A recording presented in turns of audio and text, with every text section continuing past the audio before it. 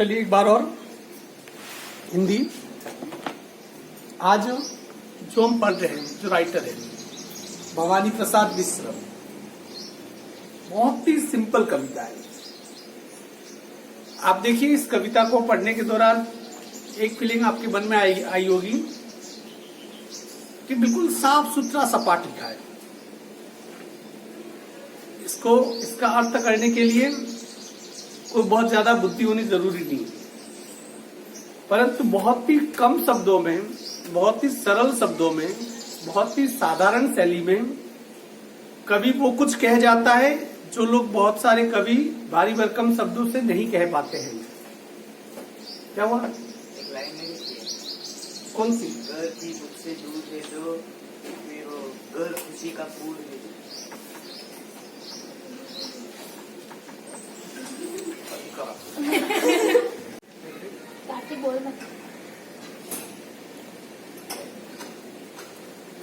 चलिए, आज जो कविता है वो भवानी प्रसाद मिश्र, एक कवि जिन्होंने जो भी लिखा सहज लिखा, बहुत ही साधारण स्तर पर, परंतु जो भी लिखा उसका जो मर्म, उसकी अंतरात्मा या उसके जो गहन भाव, जिसे हम सीमाओं से परे कह सकते हैं, ये जो कविता है भवानी प्रसाद मिश्र की, इसे पढ़ते समय आपको एहसास भी हो रहा होगा कि अभी जितनी कविताएं हमने पढ़ी उनमें सबसे आसान कविता ये रही, पर इसका सबसे आसान अर्थ ये है भी नहीं। पर इसका, इस चीज को समझिए, कवि इस कविता के माध्यम से बाकी सभी कवियों को एक संदेश भी दे रहा है कि अपने आप को बड़ा बनाने के लिए कविता को कठिन करना कोई जरूरी नहीं है। कविताओं को बहुत सरल बहुत मामूली शब्दों में लेकर भी आप काफी कुछ बेहतर कर सकते हैं। क्लियर? अब देखिए, सबसे पहले भवानी प्रसाद मिश्र का परिचय ये देख लेते हैं हम।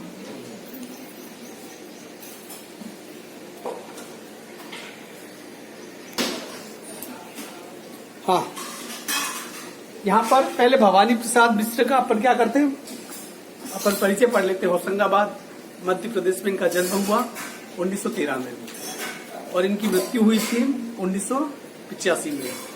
आम व्यक्ति का कवि ने कहा गया। इनकी प्रमुख जो रचना है, सतपुड़ा के जंगल, सन्नाटा, गीत फरोश, चकीते दुख, बुनी हुई रस्सी और सबसे प्रसिद्ध खुशबू के शिलालेख, ये इनके कुछ प्रमुख इनकी कविता है। इन्हें साहित्य अकादमी पुरस्कार मिला है, मध्य प्रदेश शासन का शिखर सम्मान और पद्मश्री, ये इनकी उपाधियां हैं। ये लेखक के साथ साथ ये गुलाम भारत में पैदा हुए थे और गांधी जी का इनके ऊपर बहुत गहन प्रभाव था। गांधी जी जो गांधीवाद, जो गांधी जी ने जो विचारधारा चलाई थी उसे गांधीवाद कहा गया। गांधीवाद को बिल्कुल कविताओं के पास ले आए, उसके बारे में उन्होंने काफी खंड लिखे हैं। अर्थात कि गांधी जी को एक प्रकार से उन्होंने कविता में समाविष्ट कर दिया था। और चूंकि हमेशा अहिंसा और कर्म करने के मूल्यों पे लगे रही है, इन्होंने सिर्फ ये इनसाइडर का भी नहीं थे, आउटसाइडर भी थे। उन्होंने बढ़ चढ़ कर आंदोलन में भाग लिया था। ये कविता भी उस समय की है जब उन्हें कारावास भोगना पड़ा था, अंग्रेजों ने जेल में डाल दिया था। जब वो जेल में थे, जेल में रहकर वो अपने घर के बारे में क्या सोच रहा है, कोई व्यक्ति कैसे सोच सकता है? ये सिर्फ भवानी प्रसाद मिश्र की सोच नहीं, ये उन तमाम लोगों की सोच है जो कि अपने घर से दूर रहते हैं। थोड़ा इसके बारे में मैं आपको बता दूं। आपने एक शब्द सुना होगा, वनवास। यहाँ सब अपने अपने हिस्से का वनवास भोग रहे हैं। ये जरूरी नहीं है कि सिर्फ वनवास राम ने 14 साल के लिए भोगा था, प्रतीक है। ये मत समझो कि सिर्फ पांडवों ने 12 साल का अज्ञातवास भोगा था, वनवास भोगा था। अज्ञातवास तो उसके बाद 1 साल का था।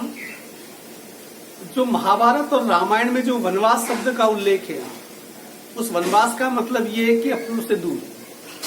आपने देखा होगा कि हम अपने अपने हिस्से का सब वनवास भोग रहे हैं। वनवास का एक सीधा सा मतलब ये है कि जहां पर जो हमारी कर्म भूमि है, जहां पर हमारी आत्मा बसी हुई है, जहां जिस जगह पर हमारी बचपन से लगाकर जवानी तक की चारों तरफ यादें मंडरा रही है, उस जगह को छोड़कर कहीं दूर जाना पड़े, उसको कहते हैं वनवास। अपने अपने हिस्से का घर से दूर जाना। घर क्या होता है उसकी याद आपको, या घर क्या होता है उसके मायने आपको तब पता चलते हैं जब आप घर से दूर चले जाओगे। अभी आप अपने जीवन के सबसे वैभवशाली दौर से गुजर रहे हो, भले कोरोना है पर घर पे हो। आप में से जब आपको 12th के बाद जब छोड़ के अपने माँ बाप को छोड़कर, अपने घर को छोड़कर, अपने गांव को छोड़कर जब कोई और प्रवास में पढ़ने के लिए जाना पड़ेगा, तब आपको याद आएगा कि घर क्या होता है, घर की याद क्या होती है। क्योंकि इसको अभी चाह के भी आप पूरी तरीके से शिद्दत के साथ इस कविता को समझ भी सकते हैं, क्योंकि ये एहसास आपको कभी हुआ नहीं है, आप अपने घर से कभी दूर रहे नहीं।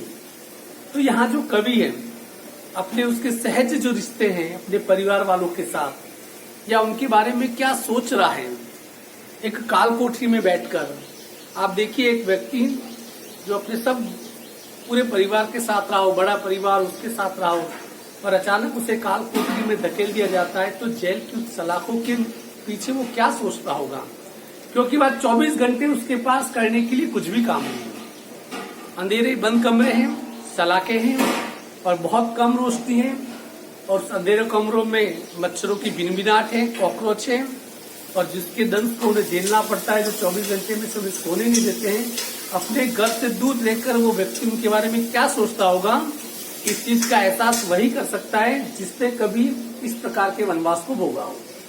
यहाँ भवानी प्रसाद मिश्र क्या कह रहा है आपके सामने देखिए, 6 पद्यांश लिखे मैंने, बहुत सिंपल सी भाषा में शब्दों को रिपीट किया है, पंक्तियों को रिपीट किया है, अर्थात कि सीधे इसकी जो पंक्तियां है, शब्द है, सीधे दिल में उतर जाते हैं। उस दर्द को शायद हम महसूस कर सकते हैं, या वो लोग कर सकते हैं जिन्होंने इस दूरी को कभी महसूस किया हो या इस दूरी को कभी भुगता हो। क्योंकि हमेशा से मैं कहता आया कि खुद के पैरों में कांटा चुभे बिना उस कांटे की दर्द का एहसास कभी हो नहीं सकता है। भले मैं आपको लाख विस्तार से बता दूं कि जब कांटा चुभता है तब दर्द कैसा होता है, लाख शब्दों का मैं मायाजाल बिछा के तुम्हें वो बताने की कोशिश करूं, फिर भी उन शब्दों से आपको उस दर्द का एहसास नहीं होगा। वो तो कब होगा, जब वो कांटा चुभेगा। यहाँ पर भवानी प्रसाद मिश्र की कविता और ज्यादा सार्थक इसलिए जान पड़ती है क्योंकि उन्होंने सिर्फ शब्दों का इसे जामा नहीं पहनाया, इसे सिर्फ शब्द नहीं ओढ़े, इन्होंने उस चीज को महसूस किया, तब जाके उन्होंने लिखा। इसलिए शब्द और भी ज्यादा क्या हो जाते हैं, सार्थक हो जाते हैं। यहाँ पर देखिए पहली लाइन, आज पानी गिर रहा है, बहुत पानी गिर रहा है, रात भर गिरता रहा हूं, रात भर गिरता रहा है, प्राण मन गिरता रहा है। इन दोनों लाइनों को क्या किया उसने रिपीट किया है, और कहीं पर भी पूर्ण विराम नहीं है। सब क्या लगाए, कॉमा लगाए, क्योंकि जिंदगी में कभी पूर्ण विराम आता ही नहीं है। कभी बहुत कम कभी होते जो कि पूर्ण विराम न लगाए, पर जानबूझ के नहीं लगाया होगा। क्योंकि मेरा ये मानना है कि उसको लगता है, कभी को भी लगता है कि जिंदगी में विराम कहाँ है, अनवरत चलने का नाम क्या है, जिंदगी है। यहाँ पर कभी कह रहा है कभी जेल की काल कोठरी के अंदर बंद है, सलाखों से वो देख नहीं सकता है, पर वो आवाज सुन सकता है कि बाहर पानी गिर रहा है। और सावन के महीने में या भादों के महीने में जब हम अपने घर पे होते हैं, अपने गाँवों में होते हैं, और जब पानी गिरता है तो जो चारों तरफ जो हरियाली स्वर्ग जैसी छा जाती है, उसको उसने देखा हुआ होता है, एक छोटे से गाँव से ही है। तो जब बारिश होती है, आज पानी गिर रहा है, जब बारिश हो रही होती है उसकी आवाज सुन रहा है, देख नहीं पाता है वो, क्योंकि वहां पर जिस जगह पर है न तो कोई बारिश है, न धूप का कोई टुकड़ा है, न कोई खुला आसमान है, जो है वो सिर्फ 4 दीवारें हैं, और खुद बड़बड़ाए और खुद सुने तो सुने, बाकी कोई आवाजें नहीं। पर वो बारिश की आवाज को सुन सकता है। आज पानी गिर रहा है, बहुत पानी गिर रहा है, कि पानी और ज्यादा गिर रहा है, रात भर गिरता रहा है, अर्थात कि पानी क्या करता रहा, पूरी रात भर गिरता रहा, प्राण मन गिरता रहा, और प्राणों को कहीं कहीं घेरता रहा वो, अर्थात कि प्राण कहीं की उस वेदना को महसूस कर रहे थे। अब वो क्यों महसूस कर रहे होंगे उस दर्द को, उसके मन में रह रह के ख्याल आता होगा कि जब घर में बारिश होती थी तो हो सके कि घर की छत टपकती हो, एक कोने में पूरी रात भर हम जाग के निकालते होंगे, या फिर छोटे छोटे बच्चों को बिल्कुल सुरक्षित रखा जाता होगा, या ये भी हो सकता है कि जो बड़े छोटे सब व्यक्ति उस बारिश में भीगने का आनंद उठाते होंगे। ये दिमाग में उसका चलता रहा होगा, और पूरी रात जब बारिश होती रही तो उसका मन भी कहीं कहीं क्या होता रहा, कवि का मन भी व्याकुल होता रहा। बहुत पानी गिर रहा है, मेरी नजर में घर नजर में तिर रहा है, और लगातार पानी गिर रहा है। जैसे जैसे पानी की मात्रा बढ़ रही है वो आवाजें सुन रहा है, गिरते हुए पानी की, पायल की तरह आवाज करती हुई बारिश की बूंदों की। वो जो आवाज सुन रहा है उसको, और देखा कि पानी बहुत ज्यादा गिर रहा है, और उसकी आंखों में कहीं न कहीं उसका मकान तैर रहा है। मकान मतलब उसे अपने मकान की याद आ रही होगी। हर मौसम घर की यादों के साथ जुड़ा हुआ होता है। बारिश हो चाहे कोई हो, सर्दी के दिन हो तो घर के बाहर चूल्हा लगाते हैं, मक्की की रोटी सरसों का साग बनाते हैं। वो सिर्फ सर्दियों में हो सकता है क्योंकि सर्दियों में धूप अच्छी लगती है, वो उस मौसम की याद अलग है। गर्मियों की कुछ अलग है। अलग अलग ऋतुओं की, अलग अलग मौसम की घरों में सब अलग अलग यादें होती है। कहने का मतलब ये है कि जब वो पानी गिर रहा था तो उसका जो घर है वो उसके नजर में तैर रहा था, अर्थात कि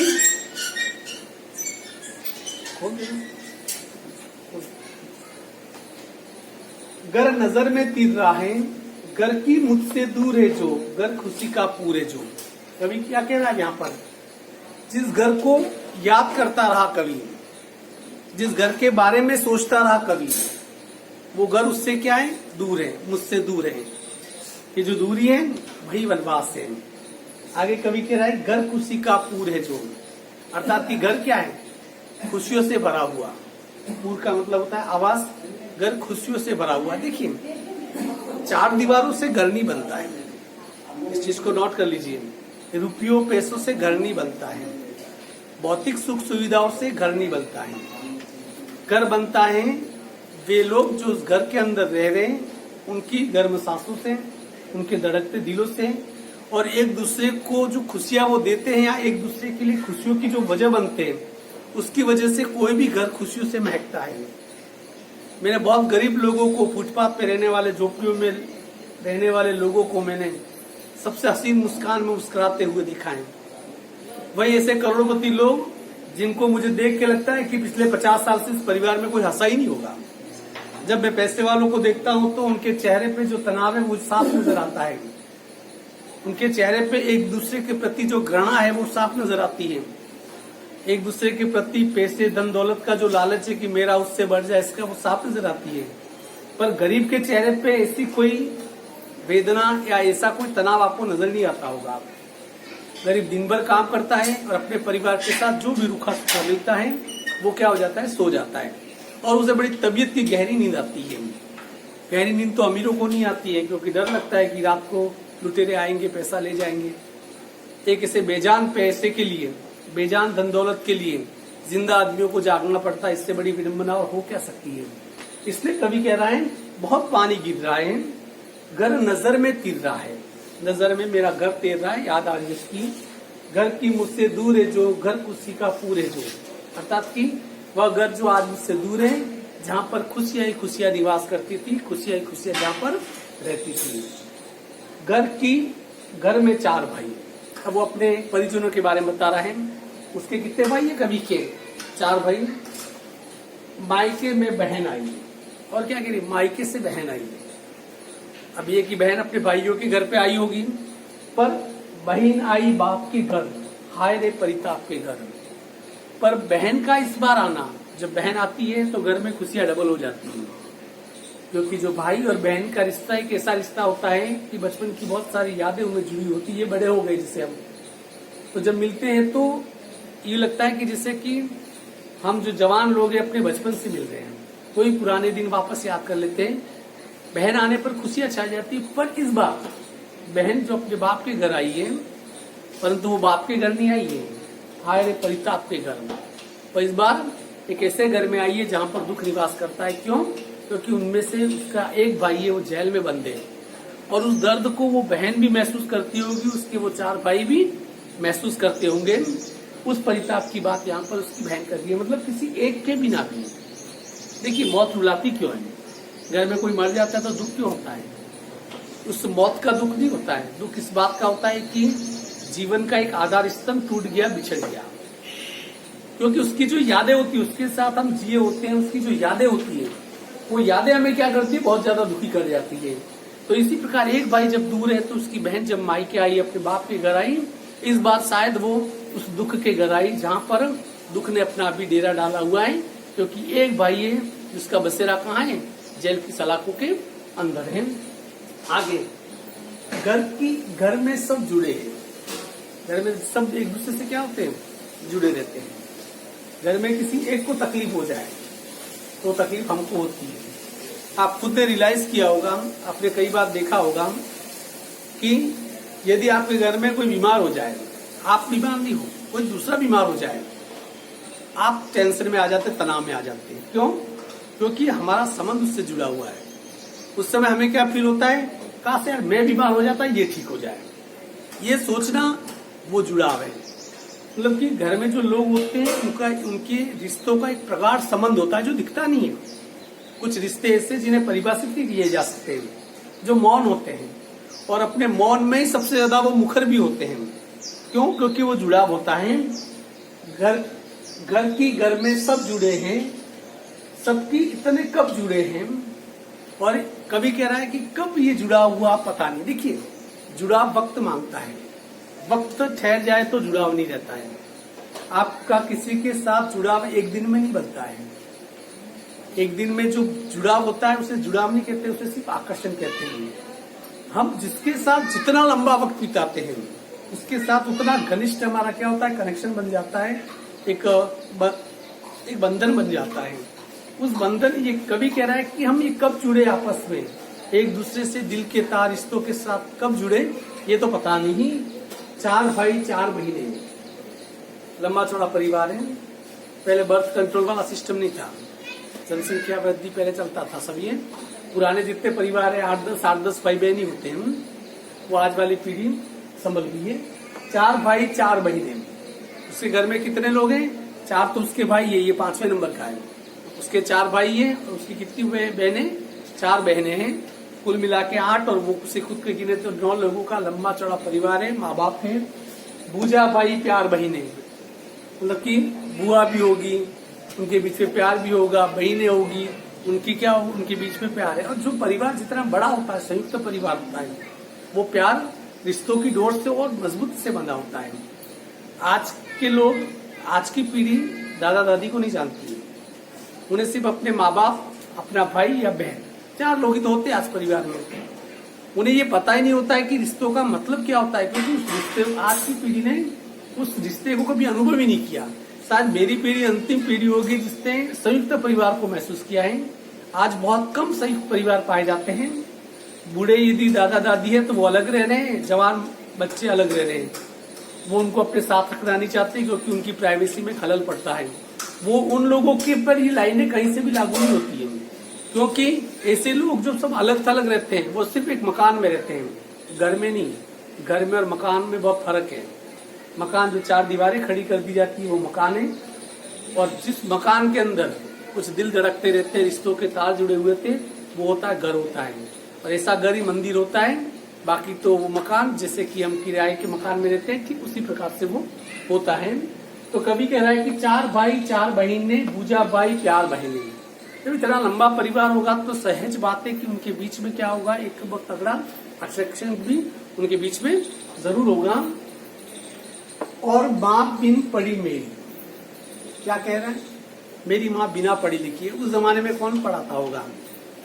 और माँ बिन पढ़ी मेरी, कभी कह रहा है कि मेरी माँ बिना पढ़ी लिखी है, वो पढ़ना नहीं जानती है, साक्षर नहीं है, निरक्षर है, ऊँटा छाप है, दुख में वह गड़ी मेरी, परंतु भले पढ़ी नहीं है पर दुख ने उसे गढ़ा है। कुछ व्यक्तित्व का निर्माण दुख करते हैं। आप सोचिए, जिस माँ के 9 बच्चे हों, उनको संभालना, और उस जमाने में जब सुख सुविधाएं बिल्कुल भी नहीं थी, उनको संभालना, ये बहुत बड़ा संघर्ष का काम होता है। देखिए, जीवन में जो संघर्ष होता है, जो स्ट्रगल होता है, वो आपको क्या करता है, एक नया आकार देता है। जिसने कभी दुख देखा ही नहीं, वो मामूली दुख से भी टूटकर बिखर जाता है। परंतु जिसने अपनी जिंदगी में बहुत सारे तूफानों को देखा है, संघर्षों को देखा है, चुनौतियों का सामना किया है, उसके लिए छोटे मोटे दुख का कोई प्रभाव ही नहीं पड़ता है। आज देखिए कोरोना का ही काल, हम लोग एडजस्ट हो गए, डर गए थे, एडजस्ट हो गए। सबसे कम यदि कोरोना से मौतें हैं तो भारत में हो रही है, 85% हमारी रिकवरी रेट है, जबकि हमारे यहाँ चिकित्सा सुविधाओं की मूलभूत सुविधा और इसका अभाव है। क्यों? क्योंकि हम लोग पहले से इस माहौल में रह रहे हैं। हमने जीवन को हमेशा एक चुनौती के रूप में देखा है।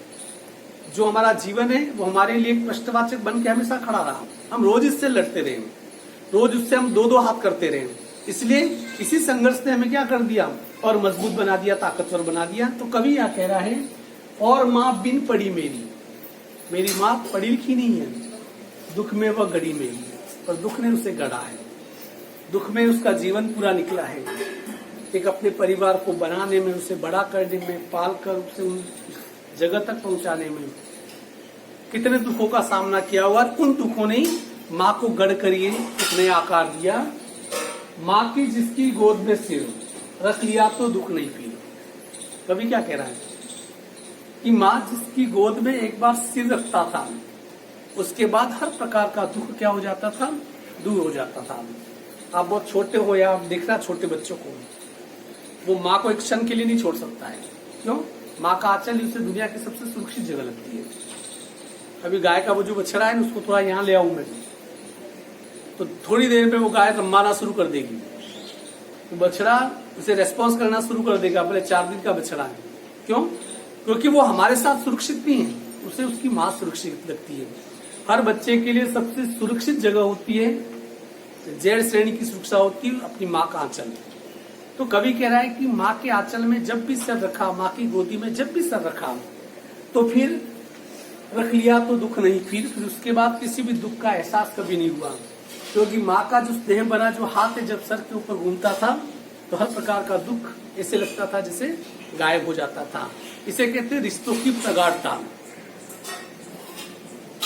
माँ की जिसकी स्नेह धारा, देखो माँ का स्नेह ऐसा होता है निस्वार्थ, निस्वार्थ बिल्कुल।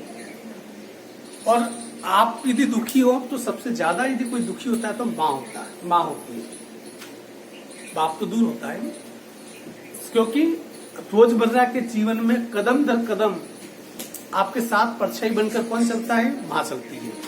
इसलिए यहाँ कवि कह रहा है, माँ की जिसकी स्नेह धारा, माँ एक स्नेह की धारा है। माँ डांट देगी, माँ फटकार देगी, ज्यादा गलती करो तो माँ मार भी देगी, पर वही माँ जब आप नाराज हो जाते हो तो पुचकार कर मना के आपको खाना खिलाएगी। किसी दिन आपको मार पड़ गई तो आपको अतिरिक्त खुश करने के लिए आपकी पसंद का खाना बना के खिलाएगी। नहीं खाओगे तो जिद करके खिलाएगी। आपको यदि बुखार आ जाता है तो रात को 4 बार पानी पिलाने के लिए वो माँ ही उठेगी। ये सब कौन कर सकता है? एक माँ कर सकता है। क्यों? क्योंकि माँ के अंदर क्या एक स्नेह धारा, एक निष्काम, निस्वार्थ, एक निर्मल प्यार की धारा माँ के अंदर बहती रहती है। माँ की जिसकी स्नेह धारा का यहाँ तक भी पसारा, उसे लिखना नहीं आता कि जो कि उसका पत्र पाता। कि माँ की वो स्नेह धारा है, उस स्नेह धारा मुझ तक अभी भी यहाँ पहुंची जेल के अंदर। क्योंकि वो यदि माँ को याद कर रहा है तो इसका मतलब उस माँ के साथ उसका वो स्नेह क्या होगा। ये माँ के स्नेह को किसी लिमिटेशन में आप नहीं बांध सकते हो कि माँ का स्नेह यानी कि इस छोर से उस छोर तक उसे सीमित कर दिया जाए। नहीं, वो उन सभी छोर से परे होती है। एक माँ का स्नेह होता है, हर छोर से परे होता है। तो कवि कह रहा है कि माँ का स्नेह तो अभी तक यहाँ जेल की इन काल कोठरियों तक पसरा हुआ है कि उसको पत्र जो कि उसका पत्र पाता। और आगे कवि कह रहा है